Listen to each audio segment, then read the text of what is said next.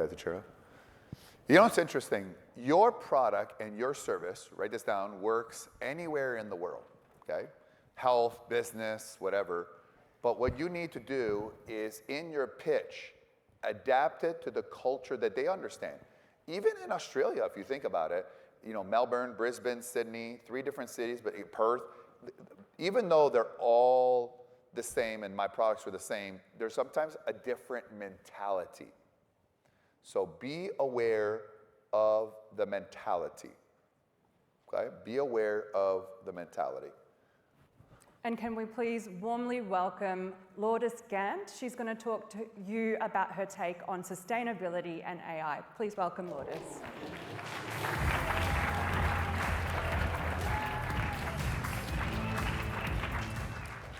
So first of all, Lourdes, you are in business, extremely successful. You're about to sell for a lot of money. Or did you sell or about to sell?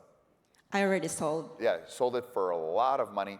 Tell people, and you still own you know, a majority of the business still, but what business are you in? Which is a business that many of you have probably never heard of or never think that you can make as much money. What kind of business is that? So it's into sustainability seafood, wherein we harvest gourmet foods for the sushi market, mostly for the Far East market. So what, like you have these giant pools with little fishies in there? It's a tenure or grow out ocean farm wherein we're growing shellfish called gobiducks, which is a king clam. It takes 10 years to grow. 10 years? Yes. I have problem waiting 10 minutes. I don't agree. Your partnerships are lifetime, so. They are, but it's amazing, like to get into something that you know that's gonna take 10 years to make money. And by the way, if someone says you want to be successful, it takes 10 years in business.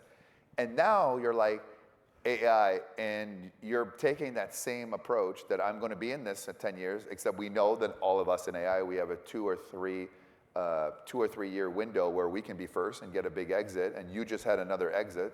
So that'll be 2 and 3 years. Yes. Tell us about why the shift in AI for you, and what problems you're solving. You're very good at connecting with high-level CEOs.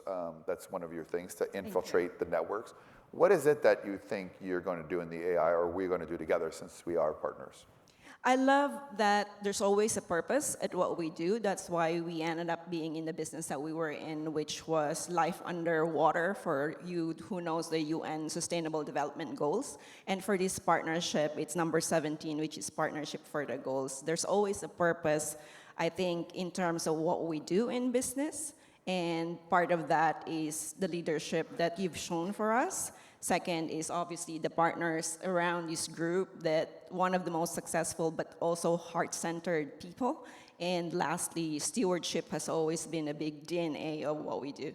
What's the biggest challenge of your current business that you have? Well, I mean, we have 2 with AI now, but in the business of seafood, what has been the biggest challenge that you've faced? I think it's an industry that has a really not as big EBITDA. The industry is averaging between 2 to 3%. And also the biggest challenge was survival rate of the animals. And when we were doing the merger, part of the technology side was how can we predict the survivability of the animals, because a 1% to 2% You're calling a shellfish an animal, just for the record? In the shellfish that we were producing. You call it an animal? Yes. Okay. Is it an animal, or is it really like, or you just call it animals? We just call it animals. Oh, wow. Shellfish. So 1% to 2% survival rate. Is a fish rate. an animal? Yes. A living thing. Let's call it a living thing. Yeah, the living thing.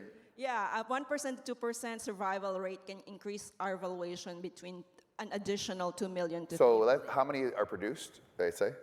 So we were planting 1 million seed. These are the baby shellfish every year that we plant on the growth site. And how many by 10 years later are survive? Let's say there's 1 million. How many survive? So it depends on the year. Our average is 20%. Wow. Yes. Wow. So you're stressing, like, will they die or they not die, or 6, 7? Yeah, and if we have the technology to predict that survival. So now technology is thing. Is there a role for that with AI? In a way, yes. Based on past predictions, years, Correct. climate, so that's going to change. You talk about, very quickly in closing, AI sustainability. It's a word that a lot of people have not heard. What is AI sustainability? So it's basically using technology so that we can help not just obviously the planet. It's a collaboration between people, planet, and profit.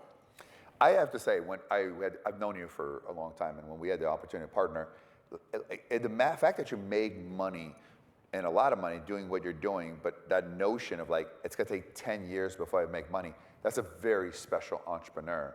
Also, you live in Canada, I'm Canadian as well, and you don't see that mindset. And you have a very American mindset, a Canadian who thinks American. I always tell people, think American and, act Canadian, because you can't really, act American or Canada, or same thing Australia, because of the entrepreneur thing. And now, like the sale, the merger, and now getting to AI, and some of the people you're working on right now, it's gonna be so good for all of us partners for the EBITDA. We're gonna call you the queen of EBITDA at the end of all that too. So you're a blessing to us, the entire group, to be a partner, and your connections. I'm really, really excited to get it going. And then I learned something, that shellfish are animals. So that's what I learned. Lord, it's a big round of applause. Thank you.